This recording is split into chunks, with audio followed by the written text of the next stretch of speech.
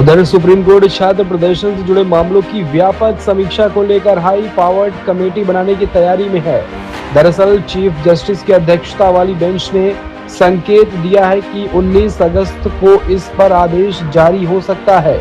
तो सीजेपी प्रवक्ता सौरभ दास ने बताया कि कमेटी के लिए एक पूर्व सुप्रीम कोर्ट जज, हाई कोर्ट चीफ जस्टिस, पूर्व सीबीआई निदेशक और पूर्व डीजीपी से सहमति ली गई है। वहीं कुछ वकीलों ने पूर्व अटॉर्नी जनरल और महिला सदस्य को भी कमेटी में शामिल करने का सुझाव दिया है। तो कोर्ट ने सभी पक्षों से कमेटी के दायरे और कामकाज को लेकर सुझाव मांगे हैं। खुद सीजेपी प्रवक्ता सौरभ दास ने इसकी जानकारी दी है। क्या कुछ है, सुनिए। झारखंड के स्टूडेंट्स को बधाई देना चाहते हैं, उनकी बहुत बड़ी जीत हुई है। तो सारे झारखंड के छात्र जो इतने दिनों से आंदोलन कर रहे थे, पीसफुल तरीके से आंदोलन कर रहे थे, उन्होंने सरकार से अपनी मांगे मनवा ली। उनको बहुत बहुत बहुत कॉन्ग्रेचुलेशंस।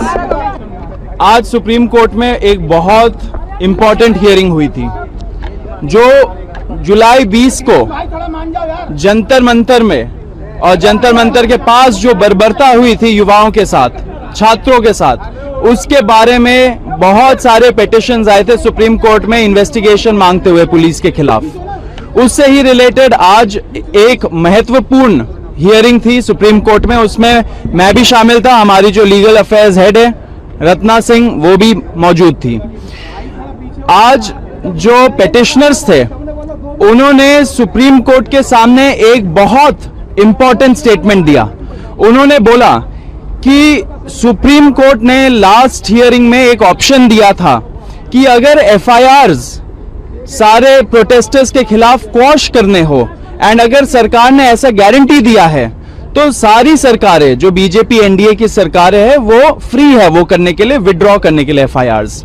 कोर्ट ने एक और ऑप्शन दिया। कोर्ट ने बोला कि हम सुप्रीम कोर्ट के तरफ से आर्टिकल 142 जो होता है कंप्लीट जस्टिस करने के पावर्स, उसको यूज करके सारे एफआईआर्स को हम सुप्रीम कोर्ट के तरफ से सब एक साथ ही क्वॉश कर सकते हैं अगर आप चाहे तो आज जो पिटिशनर के साइड से लॉयर थी वृंदा ग्रोवर जी, उन्होंने एक स्टेटमेंट दिया, बोला कि सुप्रीम कोर्ट को आर्टिकल 142 पावर यूज करके सारे जो एफआईआर्स है प्रोटेस्टर्स के खिलाफ वो क्वॉश कर देना चाहिए एक बार में। तो एक झटके में सारे एफआईआर्स देश भर में वो समाप्त हो जाते हैं। साथ साथ वृंदा ग्रोवर जी ने यह भी बोला कि सरकार को भी इस पे कोई भी ऑब्जेक्शन नहीं होना चाहिए, क्योंकि जुलाई 25 को जब हम लोगों ने प्रोटेस्ट कॉल ऑफ किया था तो पूरे देश भर के सामने नेशनल मीडिया के थ्रू हमारे साथ बैठ के प्रेस कॉन्फ्रेंस में जो सरकार के रिप्रेजेंटेटिव्स थे जेपी नड्डा जी और जितेंद्र सिंह जी ने एक्सेप्ट किया था सारे डिमांड्स। उसमें यह भी डिमांड था कि एफआईआर स्क्वॉश होंगी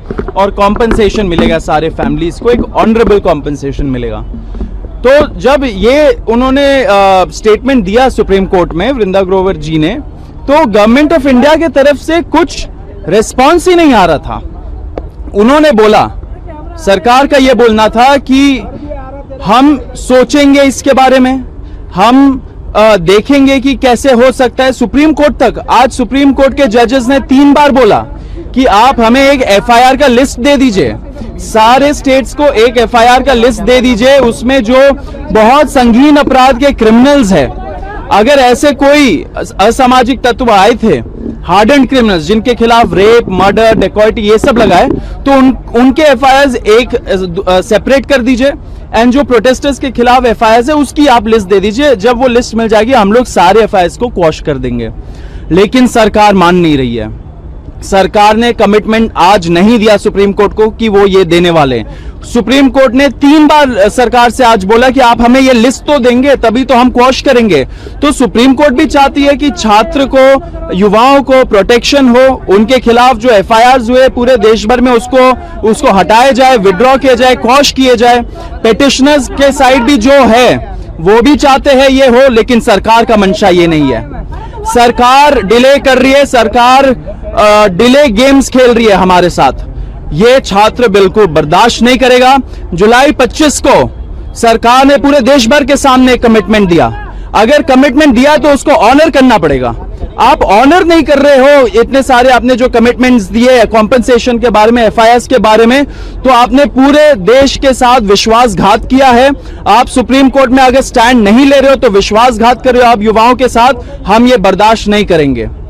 एंड मैं आपको फिर से बताना चाह रहा हूं कि इतने दिनों से सरकार डिले कर रही है। सरकार के जो रिप्रेजेंटेटिव्स होते हैं उनके साथ हम लोग की मीटिंग होती है, उसका डिटेल रत्ना सिंह आपको देंगी, लेकिन वो मीटिंग्स भी नहीं हो रही है। सरकार का मंशा नहीं लग रहा है कि वो अपने कमिटमेंट्स को ऑनर करे। अगर देश के युवाओं को फिर से सड़क पे उतरने पे मजबूर करेंगे तो इस बार सरकार के लिए सही नहीं होगा। भाजपा सरकार ने कमिटमेंट दिया था, उस कमिटमेंट को ऑनर करिए।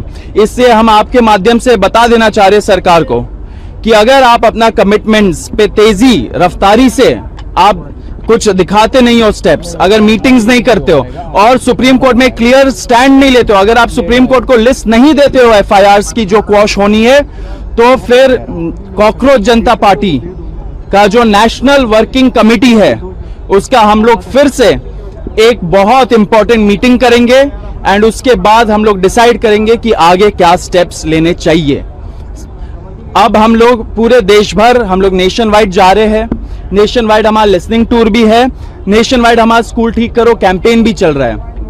सरकार को डिसाइड करना पड़ेगा कि सरकार अगर विश्वासघात कर रही है देश के युवाओं के साथ, देश के छात्रों के साथ, तो फिर क्या कॉकरोच जनता पार्टी को ये विश्वासघात वाली बात को अपने एजेंडा में लाना चाहिए या नहीं लाना चाहिए।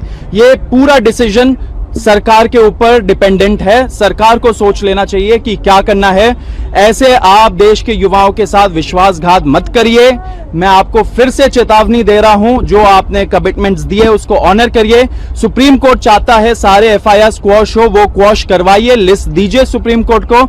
हमारे से जो बात करनी है आप करिए, हम भी आप असिस्ट करेंगे। हम लोग शुरू से जो स्टेट्स में नोटिफिकेशंस निकले हैं, जहां पे स्टेट्स ने बोला है, कई सारे स्टेट्स ने बोला है कि एफआईआर विड्रॉ होंगी, उसका लैंग्वेज तक हम लोगों ने सरकार को बोला कि ये लैंग्वेज होना चाहिए, ऐसे लिखना चाहिए, ऐसे स्टेटमेंट्स होने चाहिए।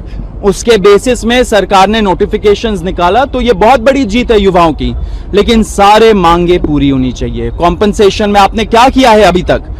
क्या आप एमपी एमएलए खरीद लेते हो 50-50 करोड़ देके, आप हवाई जहाज खरीद लेते हो हजारों करोड़ देके, आप 20,000 25,000 करोड़ का वैनिटी प्रोजेक्ट बना लेते हो सेंट्रल विस्टा करके, लेकिन आपके पास फैमिलीज को एक मुआवजा देने के लिए पैसे नहीं है। इतने दिन लग जाते हैं। देश का युवा ये नहीं सहेगा। मैं आपको फिर से चेतावनी देना चाह रहा हूं, please mend your ways, otherwise will be again forced to take some action. एक मिनट रत्ना सिंह, एक बार आप बता दो। We'll do that. We'll answer all the questions. We'll answer all the questions. एक बार थोड़ा नीचे करिए, थोड़ा बताओ रत्ना। हाई पावर कमेटी बनाएगी कल सुप्रीम कोर्ट, जो डिटेल्स कमेटी हुआ। आप अगर सॉलिसिटर जनरल तुषार मेहता हाँ बोल रहे इस सबमिशन के लिए, तो फिर उनको एक्शन भी लेना चाहिए ना। अगर आप हाँ बोल रहे हो कोर्ट में, एंड कोर्ट जब मांग रहा है कि एफआईआर का लिस्ट दीजिए हमें, जो हमें क्वॉश करना है प्रोटेस्टर्स के खिलाफ, तो आप वो लिस्ट दे क्यों नहीं रहे हो? लास्ट हियरिंग हुआ था बहुत पहले, बहुत दिन हो गए, आज फिर से हो रहा है वो हियरिंग, आज भी वही स्थिति है। तो मंशा सही नहीं है। मैं आपको यही बोल रहा हूं, 2800 कुछ उन्होंने हार्डन क्रिमिनल्स आइडेंटिफाई किया है, उनके खिलाफ आपको अगर एक्शन लेना है वो अलग मुद्दा है ऑल टुगेदर। लेकिन छात्रों का जो मुद्दा है, प्रोटेस्टर्स का जो मुद्दा है, वो एफआईआर से रिलेटेड है। आप कोर्ट में हाँ भी बोल रहे हो एंड साथ में जो एक्शन लेने के लिए बोल रही है कोर्ट, उसमें ना बोल रहे हो, उस पर हेजिटेंसी दिखा रहे हो, तो आप एक तरह से आपकी मंशा नहीं दिखती है इसमें। हम इसको एक्सेप्ट नहीं करेंगे। आप डिले टैक्टिक्स मत खेलिए हम लोगों के साथ। आप भी चाहते हैं कि क्रिमिनल्स के खिलाफ एक मिनट आप ये चाहते हो कि क्रिमिनल्स के खिलाफ एक्शन हो? देखिए, अगर कोई हार्डन क्रिमिनल आया है, सबसे पहले तो पुलिस को पूछना चाहिए हम लोगों को कि वो हार्डन क्रिमिनल बाहर क्या कर रहा है, समाज में क्या कर रहा है वो। एंड नंबर 2, अगर हार्डन क्रिमिनल ने आके यहाँ पे कोई क्राइम कमिट किया है तो उसके खिलाफ एक्शन लीजिए, आप कौन रोक रहा है। लेकिन उनके आड़ में आके अगर आप पीसफुल प्रोटेस्टर्स, हमारे छात्रों के खिलाफ, युवाओं के खिलाफ आप एक्शन लोगे, तो वो हम बर्दाश्त नहीं करेंगे। With regards to the facial facial recognition petitions. They've said that it was done only to identify the unruly elements, and that's how they were able to identify the said 2,873 people who are history cheaters. What do you have to say about that? What are the history cheaters doing outside in the society?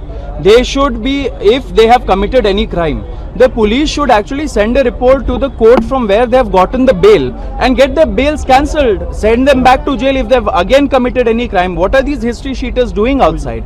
There are several constitutional questions concerning the facial recognition technology. There is a lot of misuse that can happen. There's a lot of potential for it. I think safeguards need to be put in place. The Jantar Mantar protest was one of the most surveilled protests in the history of India, because every person who was coming inside Jantar Mantar or was around it, they were being photographed, they were being videographed, they were being checked through the CCTVs, and their records were being made. I think prima facie, my opinion is that it is unconstitutional. It is not called for. Tomorrow these young people are going to face problems because the government is going to create a file on them against all these individuals. They will ruin their lives. The government will ruin their lives through this facial recognition technology. The Supreme Court must decide whether this is constitutional and whether at all this can be allowed in a democracy like ours. Saurabh, have they shared the list of these criminal incidents with you when you were meeting with them? They have neither shared the list of FIRs. Forget us. They have not shared it with the Supreme Court. The Supreme Court has been asking them, judges have been asking the government, share the list of FIRs with them. They have not shared it. They are showing great hesitancy. And they have also not shared this list of hardened criminals. What are these hardened criminals? We don't know who they are. We'll have to check. Our team has to check who these people are, because tomorrow it can't be the case that you will, cook up some conspiracy saying that this hardened criminal spoke with this peaceful protester, and therefore this peaceful protester is also committing violence and is in conspiracy with them. This has happened in the past. This will not be acceptable in a post Jantar Mantar India. Saurabh, एक बात आज tweet किया है किरण रिजिजू ने। उन्होंने कहा है कि आप आम आदमी पार्टी से हैं और आम आदमी पार्टी ने आपके जरिए हाईजैक किया है स्टूडेंट्स के प्रोटेस्ट को।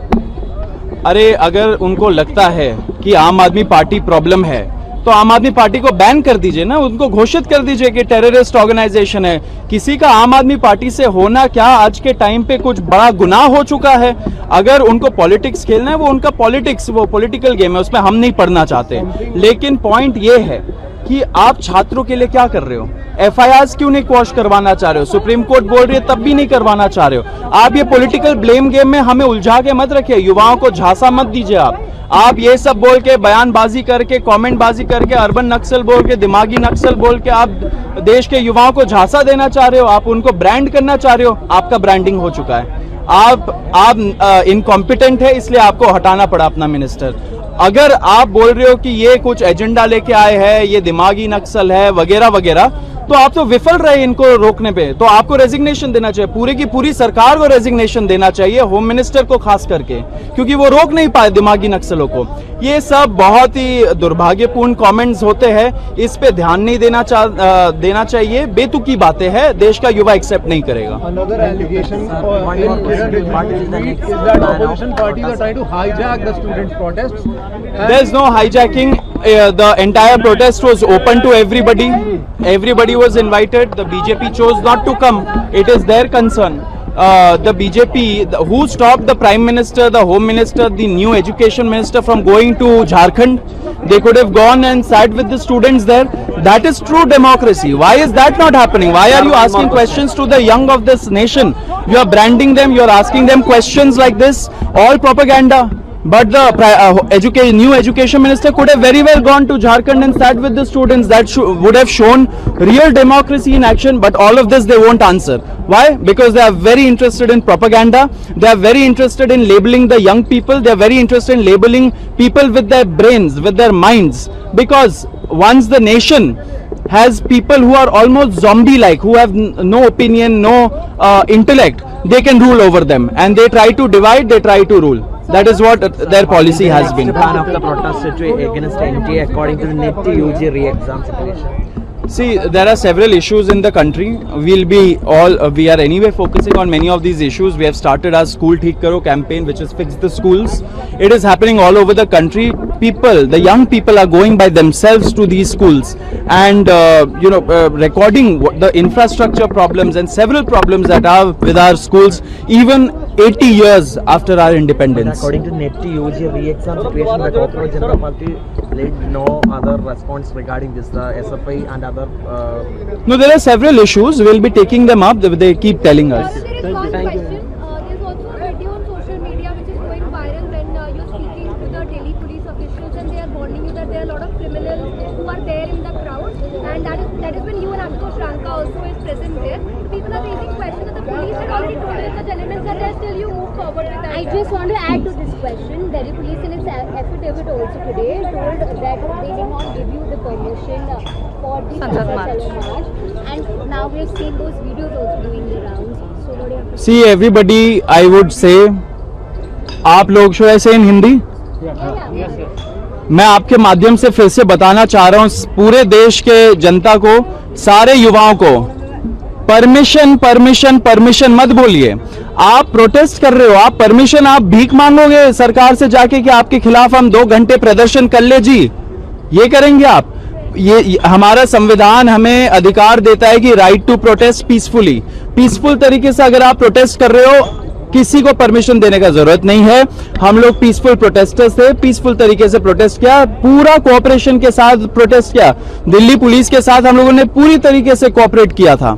आपने वो वीडियो देखा, वीडियो का जिक्र किया, वो तो दिखाता है, वो तो प्रूफ है कि हम लोग कोऑपरेट कर रहे थे पुलिस वालों के साथ। जहां पे थोड़ा सा क्राउड आगे बढ़ रहा था हम लोग रोक रहे थे, जहां पे क्राउड उत्तेजित हो रहा था हम जाके रोक रहे थे। तो इससे ज्यादा कोऑपरेशन का क्या प्रूफ होगा? दिल्ली पुलिस ने ये जो वीडियो है वो लीक किया होगा, अच्छी बात है, उनका ही केस खराब हुआ, क्योंकि वो हमें पूरे देश को दिखा रहा है कि हम कैसे कोऑपरेट कर रहे थे पुलिस वालों के साथ।